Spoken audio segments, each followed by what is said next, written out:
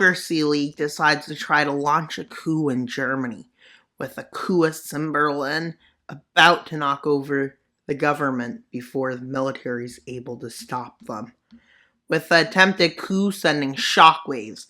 Hi guys, welcome to today's video. In today's video, we're in our Red France series, and this is part 13. Well, Germany demands reparations because they realize Britain and America were the biggest funders of it. So they're angry. In Canada. So they basically go to war. Yes, a war breaks out over an attempted coup. After about 3 weeks of mobilization, after that attempted coup and gathering the information, they were getting ready for a war with the Democratic League, believing they were responsible. But as it turns out, they were responsible, and revenge is coming. Revenge is near, they claim. They proclaim over the land. They proclaim so much. They proclaim everything. They proclaim that they will have no problems in winning this war, which may or may not become true. Let's see how the first part of this war goes. With the first front to have movement becomes the Finnish and Swedish fronts. With German forces moving through and from Norway to move in along with Norwegian forces, Russian, and the Eastern Front, not Russian, maybe German too, but the Russian puppets forces come in here, which leads to Finland quickly falling along with Sweden. And well, Cyprus falls. The front in Arabia goes good for the Anti-Democratic Communist League.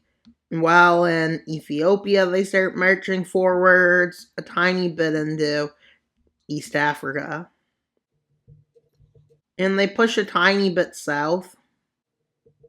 It's going to be hard, because in the south, it's more than likely that, well, the advantage is in the South Africa's front. In the west, you can probably say it's in the communist best front. Twin is probably this front, just cause. So they quickly start marching into Cameroon, the West African Union. Well, in India, the front line in the north starts moving forwards in the communist best interests, and into Mongolia, with the first counter-offensive breaking out in West Africa. And another one breaks out in the southern front. But then quickly, this front turns interesting, as South Africa starts advancing against Mozambique and Zambia and Angola, countries that were just tore apart by civil war. And they pretty much are forced into capitulation really quick.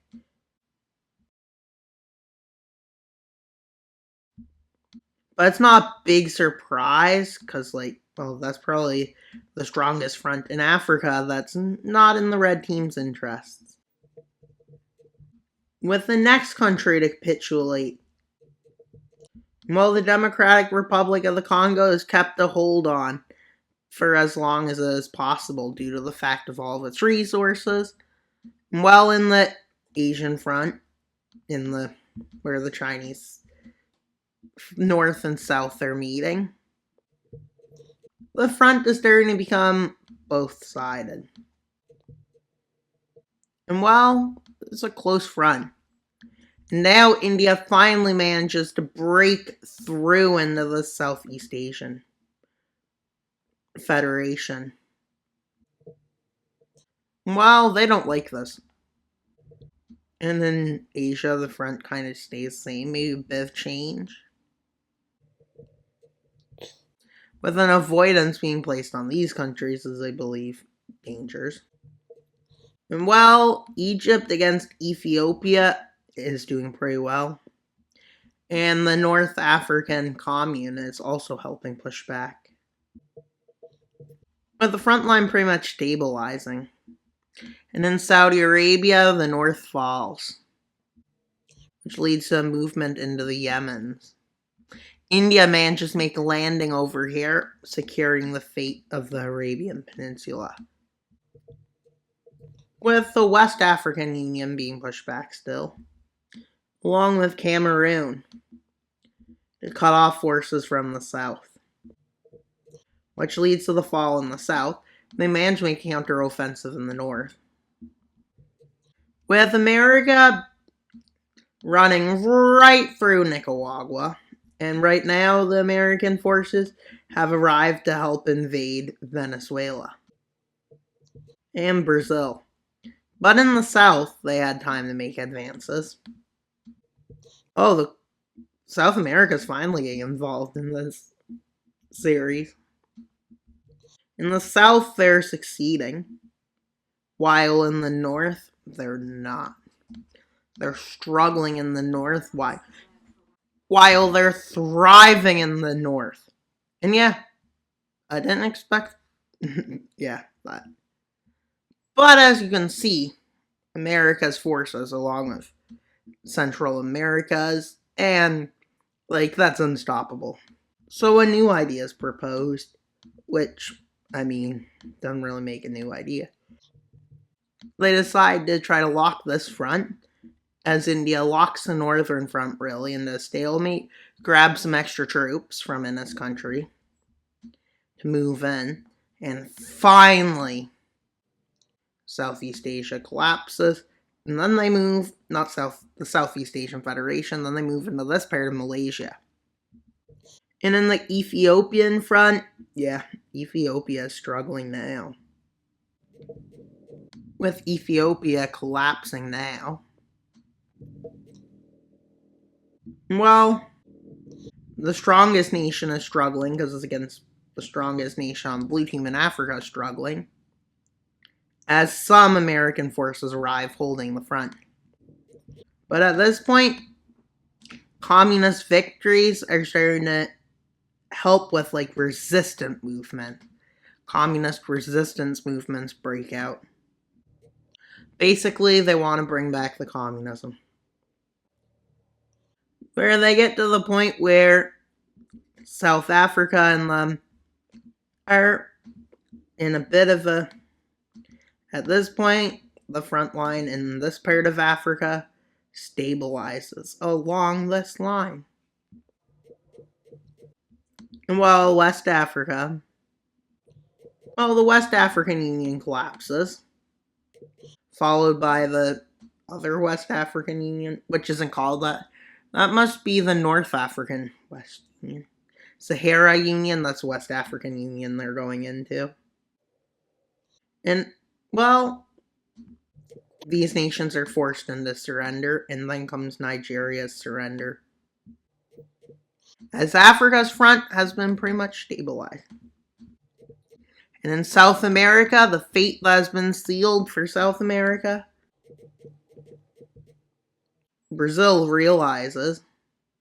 So they finally man the power to push the Americans back, which is a lot more manpower than you would think because it's a jungle and it's hard to fight in jungles. But Brazil is taking advantage of that situation, with American forces deciding to launch an invasion, and quickly they open back up Chile to get supplies into Argentina, and they decide to widen the front into Bolivia. With not enough Brazilian troops in Bolivia, Bolivia quickly folds, as Sucre and its other major city, La Paz, is taken. With Brazil occupying the whole front now, basically, because Paraguay is in trouble. And securing South America is important. They have as many troops as they can here, with Argentina starting an offensive, along with Uruguay, as American forces arrive south. And America is still mobilizing and bringing in more troops. And Brazil is struggling at every corner, with its economy starting to plummet due to this war. Especially when a war is on your territory, it's not good. With them deciding to back out of the Amazon. Well, not all of the Amazon, but a big chunk of the Amazon.